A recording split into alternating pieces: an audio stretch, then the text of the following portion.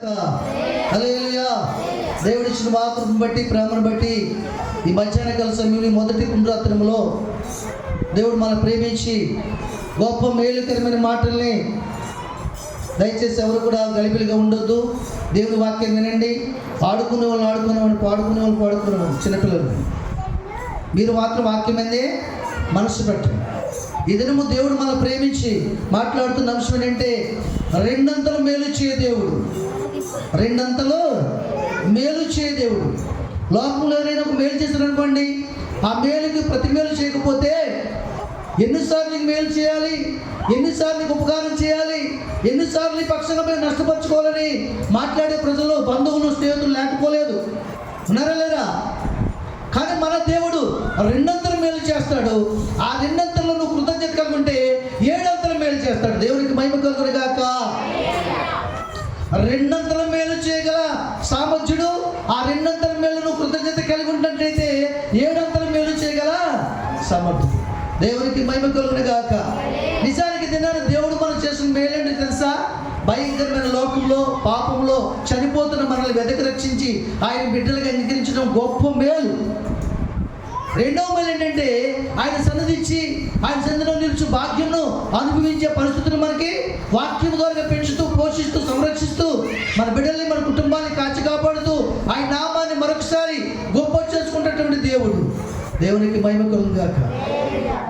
ఎవరికి లేని భాగ్యం మనకు ఉందండి. ఈ రక్షణ ప్రధానమంత్రికి లేదు, ముఖ్యమంత్రికి లేదు, అధికారులు లేదు, గవర్నర్కి లేదు, స్పీకర్కి లేదు. ఎవరికి లేని భాగ్యం మనకు ఉందా లేదా? గొప్ప గొప్ప వారికి లేని భాగ్యం మనకి ఉంది. ఏంటంటే గొప్ప దేవుడైన బిడ్డలుగా మనము అంగీకరించబడ్డాం. కాబట్టి లోకంలోని అధికారులు, గొప్పవారు, పేదవారు, లోక ప్రజలు అందరూ కూడా మీరు దేవుని పిల్లలు, మీరు దేవుని బిడ్డలు, మీరు అలా మాట్లాడకూడదు, మీరు అలా ప్రవర్తించకూడదు, మీ దేవుడు గొప్పవాడు, మీ దేవుడు గొప్ప సంపన్నుడు, గొప్ప దేవుడు మీరు కలిగి ఉన్నారు అని వారే ఒప్పుకుని దేవుని నామాన్ని మహిమపరుస్తుంటారు కదా. దేవునికి మహిమ కలుగును గాక. ఇప్పుడు మనం గొప్పవారమా, కొద్దివారమా? గొప్పవారు. హల్లెలూయా. కనుక దేవుని సందులో రెండంతల మేలు చేయ దేవుడు. ఎవరికి మేలు చేస్తాడు దేవుడు? మేలు చేస్తాడు. ఎవరికి మేలు చేస్తాడు? మనం మేలు చేస్తాం. ఎవరికైనా ఎవరికి మేలు చేస్తాం? ఎవరైనా మన మాట విన్న వారికి మేలు చేస్తాం. అవునుగా చెప్పండి కుమారి గారు. ఎవరికి మేలు చేస్తాం మనం? మన మాట విన్న వారికి, మన కీడు చేయని వారికి, మన గురించి చదువుకోని వారికి, మన గురించి ఏ విధంగా కూడా చెడ్డ మాట్లాడిన వారికి మాత్రం ఆపదలు ఉంటే, అక్కర్లు ఉంటే మేలు చేస్తామో చేయమా? అలాగే దేవుడు కూడా ఎవరికి మేలు చేస్తాడంటే కొందరికి మేలు చేస్తాడు ఆయన. ఆ కొందరు ఎవరు? ఆ కొందరిలో మనం ఉండాలి. ఆయన మాట్లాడుతున్నాడు. చూద్దాం పరిశుద్ధ గ్రంథం నుండి జకర్యా గ్రంథము 9వ అధ్యాయం 12వ వచనం చూసినట్లయితే, బంధకములో పడి నిరీక్షణ గలవారులారా మీ కోటను మరలా ప్రవేశించుడి, రెండంతలుగా మీకు మేలు చేసేదనని నేడు నేను మీకు తెలియజేస్తున్నాను. ఎవరికి మేలు చేస్తారంటేనా? బంధకంలో పడి నిరీక్షణ గలవారులారా మీ కోటను మరలా మీరు ప్రవేశించుడి. దేవునికి మహిమ కలుగును గాక. నాని మరలా తన కోటలో ప్రవేశించాడు. అప్పుడు కూడా దేవుని మహిమపరచండి. ప్రవేశించట్లేదా? ఇప్పుడు చెప్పాలి మనం. ఆయన కూడా చెప్పలేమని. నా కొండయు నీవే, నా కోటయు నీవే, నా కొండయు నీవే, నా కోటయు నీవే, నా కోట నీవే సయ్యా, నా కోట నీవే సయ్యా. అందరూ నన్ను విడిచినా నీవు నన్ను విడువనంటివి, అందరూ నన్ను విడిచినా నీవు నన్ను విడువనంటివి. నా కొండయు నీవే, నా కోటయు నీవే, నా కొండయు నీవే, నా కోటయు నీవే, నా కోట నీవే సయ్యా, నా కోట నీవే సయ్యా, మన కోట సయ్యా, నా కోట నీవే సయ్యా. దేవునికి చేస్తాడట, బంధకంలో పడున్నావేమో. కానీ బంధకాలు లేని మనిషే లేడు, శోధన లేని మనిషి లేడు, కష్టం అనుభవించిన మనిషి లేనే ఈ ప్రపంచం మీద లేనే లేడు. కోటీసు వాడికి ఉండే కష్టం కోటీసు వరకు ఉంటుంది, దరిద్రుడికి ఉండే కష్టం దరిద్రుడికి ఉంటుంది, మధ్యతరగతి వాడికి ఉండే కష్టం మధ్యతరగతి వాడికి ఉంటుంది. అయితే బంధకంలో పడుండే బంధకంలో ఉండిపోయి ఆ బంధకంలోనే మరణించిన దేవునికి ఇష్టం లేక, ఆ బంధకం నిన్ను బంధించి నిన్ను కృంగదీయడం దేవునికి ఇష్టం లేక నిన్ను పిలుస్తున్నాడు ఈరోజు నిన్నంత మేలు చేస్తాను. బంధకములో పడి నీవు కూడా నీకేం కలిగి ఉండాలి? నువ్వు నిరీక్షణ కలిగి ఉండాలి. నా దేవుడు ఎద్దకు వెళ్ళిన వారికి ఒక ప్రతిఫలం ఇచ్చే దేవుడు, మేలు చేసే దేవుడు. ఈ బంధకం నాకు శాశ్వతం కానే కాదు, ఇది అశాశ్వతమైనది. నాకు నిరీక్షణను కోల్పోకూడదు. నిరీక్షణ కలిగిన ఏడలా మరలా నీ కోటలో ప్రవేశించే భాగ్యాన్ని ఇస్తాడు దేవుడు. దేవునికి మహిమ కలుగుగాక. నీ కోట అంటే ఏంటి? నీ కోట అంటే భూలోకంలో నేను రక్షించిన తర్వాత దేవుడు నీకు ఇచ్చిన సంఘము. ఆ సంఘంలో వినబడిన వాక్యం ద్వారా మారు మనసు పొంది మనసు మార్చుకుని నిబంధన చేసుకుని దేవుని రాజ్యానికి వెళ్ళడానికి ఒక మార్గం చూపించినప్పుడు, నేనే మార్గంలో సత్యంలో జీవనైనానని ఆ మాటలను అనుసరించి సర్వసత్యమైనటువంటి పరలోక రాజ్యానికి వెళ్ళేటటువంటి ఆ పరలోక రాజ్యమే నీ కోట. భూలోకంలో దేవుడు నీకు ఇచ్చిన సంఘము నీ కోట. నీ బంధువులు మర్చిపోవచ్చు, నీ స్నేహితులు మర్చిపోవచ్చు, నీ దూరస్తులు మర్చిపోవచ్చు, నీ ద్వారా మేలు పొందిన వారు మర్చిపోవచ్చు, కానీ నీ సంఘము నేను ఎప్పుడు మర్చిపోదు. చెప్పకూడదు, దేవుడు మహిమపరచండి. నీ దైవజనుడు ఎప్పుడు మర్చిపోడు, నీ దేవుడు నిన్ను మర్చిపోడు. ఎందుకంటే నీ దేవుడు మర్చిపోయే దేవుడు కాదు, మర్చిపోయిన వారు సైతం జ్ఞాపకం తెచ్చి నీ మీద ప్రేమ కలిగించి నీ యొద్దకు పంపించి నీకు సహాయం చేసే దేవుడు అన్నాడు. హల్లెలూయా. అందుకనే భక్తులు ఏమంటారు సార్, కన్నీటితో మాట్లాడుతున్నాడు.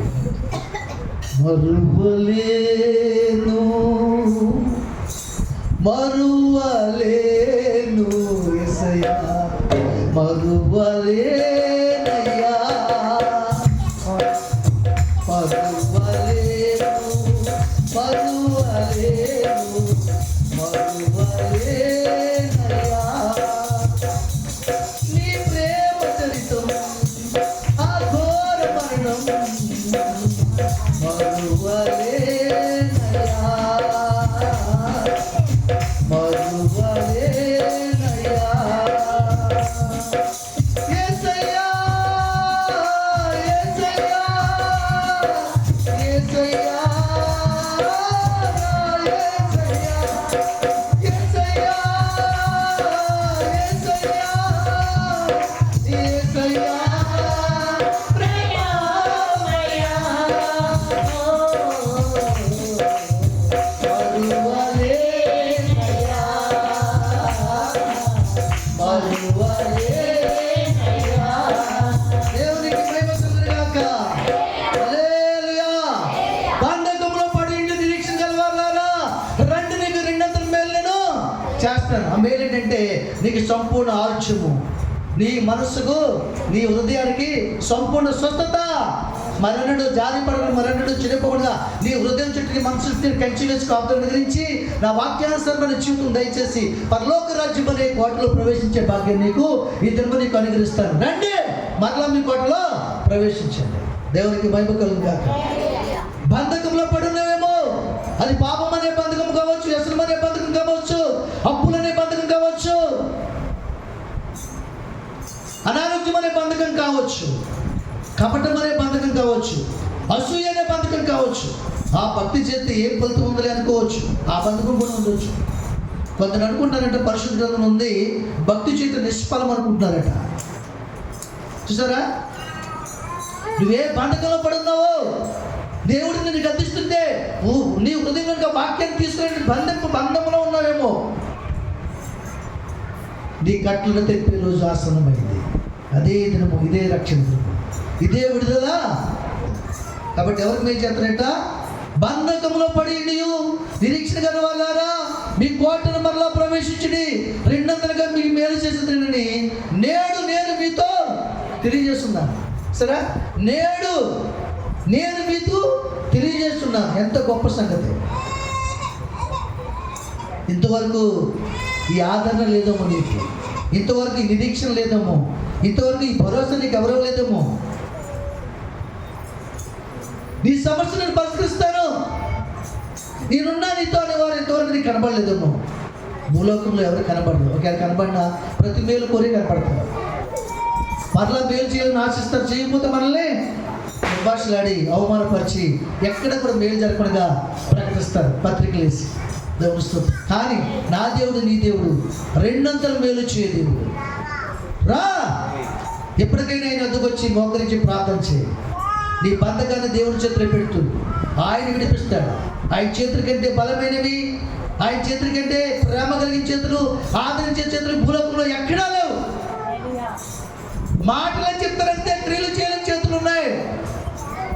ఆయన చేతులు క్రియలు చేసే చేతులు, ప్రేమించే చేతులు, హక్కును చేర్చుకునే చేతులు, ఆదరించే చేతులు, కృప చూపే చేతులు, విడిపించే చేతులు, విడుదలిచ్చే చేతులు. ఎప్పటికీ నీ కొరకు, నా కొరకు, అందరి కొరకు పరలోకంలో చేతులెత్తి తండ్రి అయిన దేవుని నామమై ప్రార్థన చేస్తూనే దేవునికి మహిమ కలుగును గాక. హల్లెలూయా.